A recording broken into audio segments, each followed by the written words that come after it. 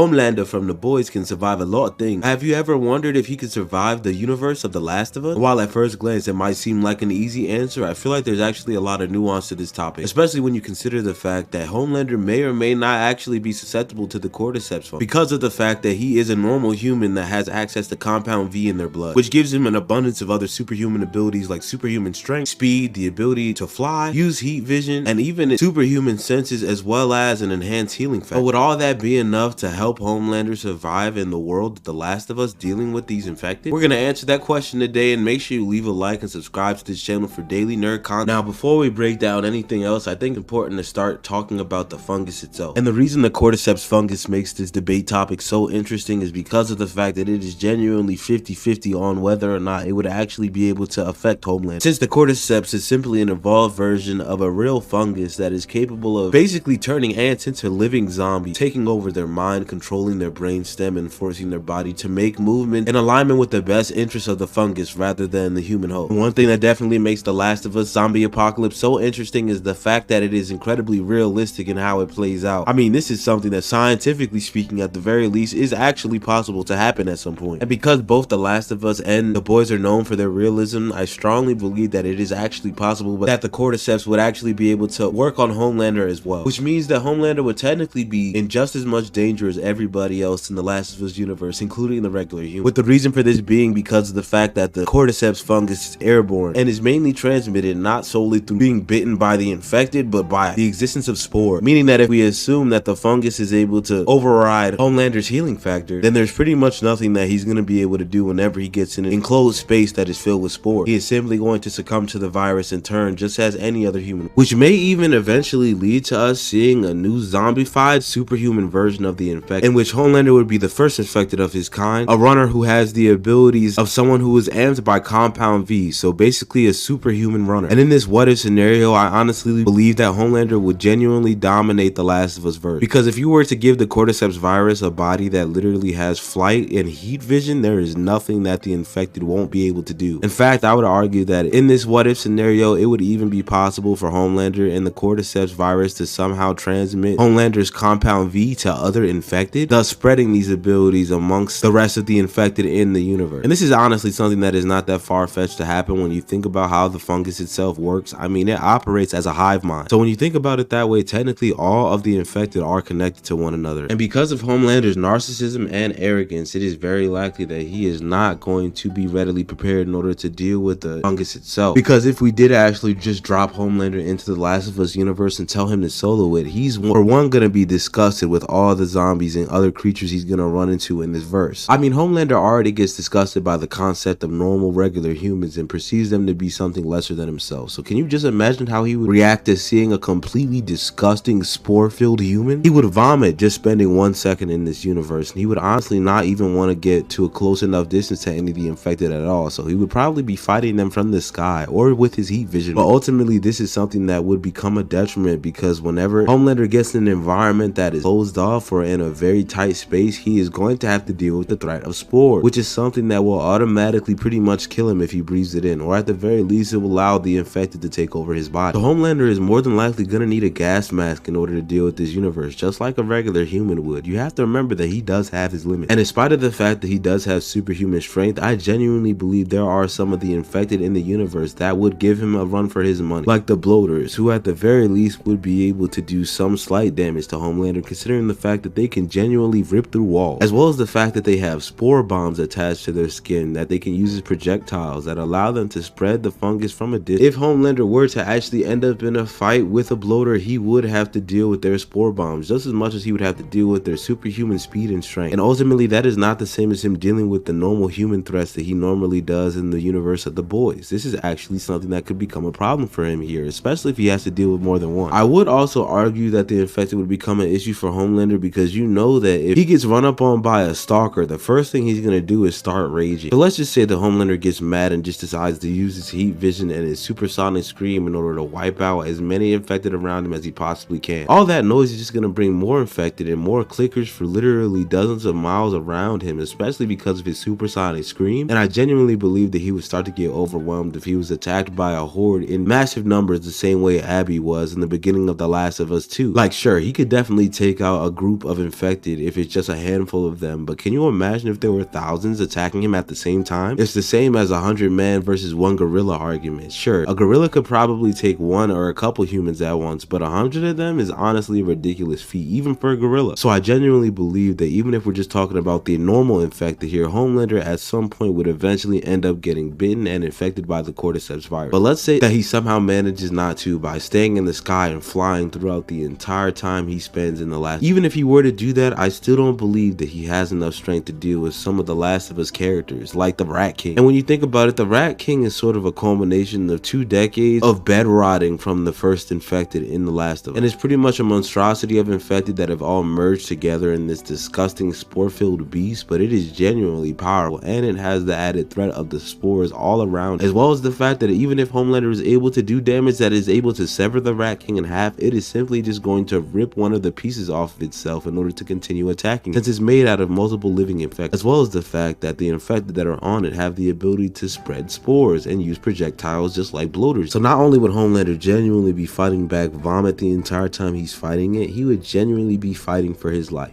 And if you don't believe what I was saying about the bloaters, you have to remember the fact that the bloaters are pretty much bulletproof because of the fact that they have cordyceps growing on their skin for so long that it basically becomes body armor. So that means just like Homelander, the bloaters are immune to bullets, which means that they are able to hit just as hard as Homelander, or arguably in the same ball, which means the bloaters could definitely do damage to him. So I'm gonna use my headcanon to say that Homelander is not capable of just taking down an infinite amount of infected. But then you also have the added benefit of the human threats, such as characters like Joel, Tommy, and Ellie. And while you all might argue that just a normal human isn't a threat to someone like Homelander, you have to remember what show we're talking about here, because Homelander's arch nemesis is literally Billy Butcher, who by all standards before the 4th season was pretty much a normal human besides his military training. And Joel and Tommy, as well as Ellie, have that same training, as well as the ability to strategize and use traps. I believe would be something in their advantage when we're talking about placing them up against a character like Homelander, especially with the fact that Ellie is immune. All she would have to do in order to defeat him is run into a spore-filled environment and use her wits to trick him into breathing in spores, basically by hiding somewhere and baiting him into going into the spore field. But regardless of how you try to spin it, there is definitely an argument that can be made here that Homelander is not going to be able to survive the burst of the Last. And that goes to show you just how devastating this universe is and just how important and powerful the characters surviving in it are, especially when you think about the fact that characters like Tommy and Joel have literally been surviving in this post-apocalypse world for decades, and a character like Homelander is pretty much knockoff Superman, but he's such a baby that he wouldn't even be able to handle it for a day. But that's just what I think about the topic. I definitely think this is an interesting what if right here, and I definitely would love to hear what you guys have to say about it. So let me know how you feel in the comments. Is Homelander going to be able to survive The Last of Us? Leave a like on the video, subscribe to the channel with notifications on if you're new here, and consider joining the Discord where we post all the videos earlier than we do on YouTube. Also consider supporting the channel by buying some merch. The link is in the bio. Thanks for watching. I love you all. I'm God signing off. I come in clutch like a genie. Don't talk unless you need me. You talk too much, you need it. All of my bitches look like models, she in love with me. When we link, it's flashing lights and cameras, got a blam.